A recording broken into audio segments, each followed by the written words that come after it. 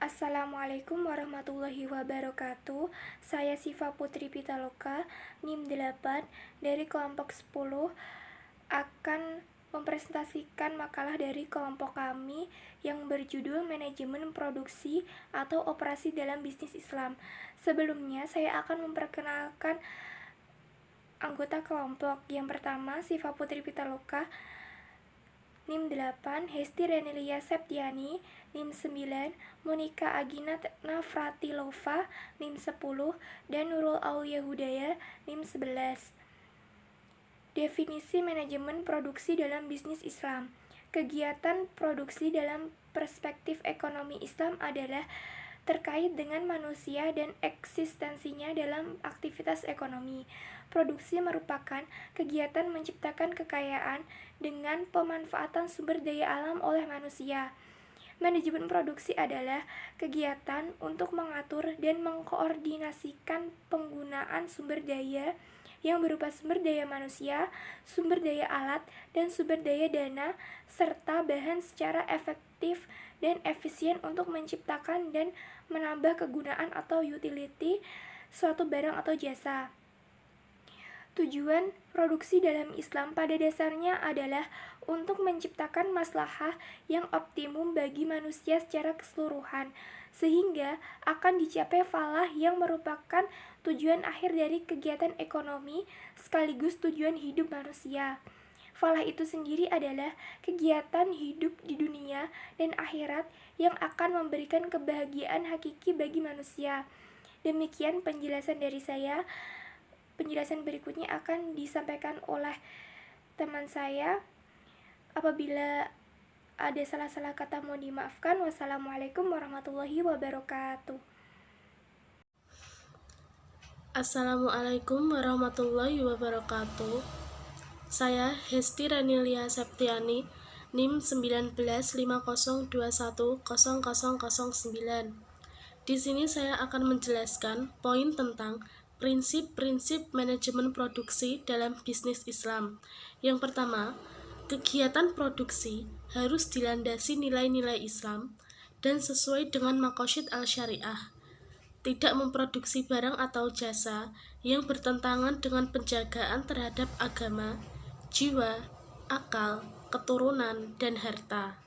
Yang kedua, prioritas produksi harus sesuai dengan prioritas kebutuhan, yaitu kebutuhan daruriyat atau kebutuhan primer, kebutuhan hajiyat atau kebutuhan sekunder, kebutuhan tahsiniyat atau kebutuhan tersier.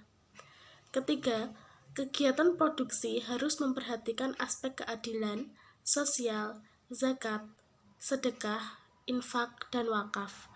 Keempat, mengelola sumber daya alam secara optimal, tidak boros, tidak berlebihan, serta tidak merusak lingkungan.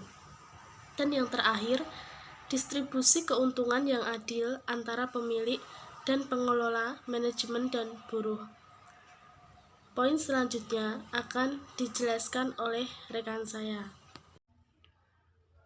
Baik, selanjutnya saya Monika Agina Navratilova, NIM 010, akan menjelaskan mengenai poin fungsi POAC atau Planning, Organizing, Activating, dan Controlling dalam manajemen produksi. Yang pertama yaitu fungsi perencanaan atau planning.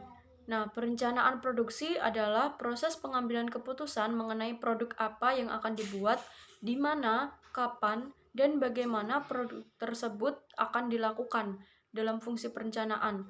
Atau dalam hal ini, planning itu termasuk dalam 5W1H. Nah, di sini tugas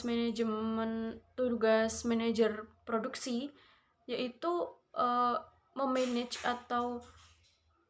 memanage dan merencanakan atau memplanning target-target perusahaan apa yang akan dilakukan dalam jangka pendek maupun jangka panjang. Nah, di sini seorang manajer produksi menentukan planning atau merencanakan sesuatu untuk perusahaannya, dia juga harus siap dengan manajemen risiko atau risiko yang akan diterima apabila mengambil suatu keputusan dalam perencanaan dalam suatu perusahaan. Baik, yang kedua yaitu fungsi pengorganisasian atau organizing. Dalam fungsi pengorganisasian, manajer produksi menentukan struktur individu, grup, seksi, bagian, divisi, atau departemen dalam subsistem produksi untuk mencapai tujuan organisasi. Dalam hal ini, manajer produksi bertugas yaitu harus bisa melihat sumber daya manusia dalam suatu perusahaan tersebut sehingga dapat membagi sumber daya manusia tersebut pada bidangnya masing-masing. Selanjutnya, fungsi penggerakan atau actuating. Dalam fungsi penggerakan dilaksanakan dengan memimpin, mengawasi, dan memotivasi karyawan untuk melaksanakan tugasnya selama proses produksi berlangsung. Dalam hal ini, seorang manajer produksi dituntut harus bisa menuntun, harus bisa memberi motivasi kepada seluruh karyawan agar mencapai target produksi perusahaan. Selanjutnya adalah fungsi pengendalian atau controlling. Dalam fungsi pengendalian atau pengawasan dilakukan dengan mengembangkan standar jaringan komunikasi yang diperlukan agar pengorganisasian dan penggerakan sesuai dengan yang direncanakan dan mencapai tujuan. Nah, dalam hal ini seorang manajer produksi haruslah dapat mengetahui fungsi-fungsi pengendalian, harus bisa mengontrol, harus bisa mengawasi seluruh karyawan dan juga seluruh proses produksi dalam suatu perusahaan tersebut agar berjalan sebagaimana mestinya sehingga dapat mencapai target perusahaan. Terima kasih, saya rasa itu. Selanjutnya akan disampaikan oleh rekan saya yaitu Nurul Aulia Huda. Assalamualaikum warahmatullahi wabarakatuh. Saya Nurul Aulia Hudayah, NIM 11, mau melanjutkan presentasi dari teman saya sebelumnya. Di sini saya akan membahas tentang faktor produksi dalam pandangan Islam. Faktor produksi dalam pandangan Islam yaitu sebagai berikut. Yang pertama, alam atau tanah. Tanah adalah sebagai salah satu faktor produksi dalam Islam yang digunakan dan dikembangkan untuk menambah produksi. Namun, Islam juga memberi batasan kepemilikan selama maksimal 3 tahun tanpa pemanfaatan tanah. Penggunaan tanah untuk aktivitas produksi ini dengan syarat hak miliknya merupakan tugas sosial dan khilafat dari Allah atas miliknya dalam penggunaannya. Yang kedua, tenaga kerja. Faktor tenaga kerja dalam aktivitas produksi merupakan upaya yang dilakukan manusia, baik berupa kerja pikiran maupun berupa kerja jasmani atau kerja pikir sekaligus jasmani dalam rangka menghasilkan barang dan jasa ekonomi yang dibutuhkan masyarakat. Tenaga kerja dalam Islam tidak pernah terpisahkan dari kehidupan moral dan sosial karena kode dan tingkah laku pekerja dan majikan berakar pada syariat. Yang ketiga, modal.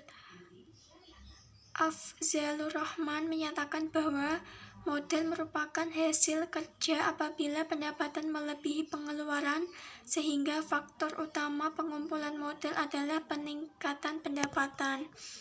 Yang terakhir atau yang keempat yaitu manajemen. Islam menyuruh melakukan manajemen dan mengharuskan manajer mengikuti jalan keadilan dan menjauhi jalan yang membahayakan masyarakat. Maka dari itu dilarang memproduksi barang dan jasa yang haram. Namun Islam memperbolehkan mengambil keuntungan dengan menekankan manajemen, perhitungan dan mencari keuntungan berdasarkan asas sama-sama mengalami untung dan rugi. Sekian presentasi dari kelompok 10. Terima kasih. Wassalamualaikum warahmatullahi wabarakatuh.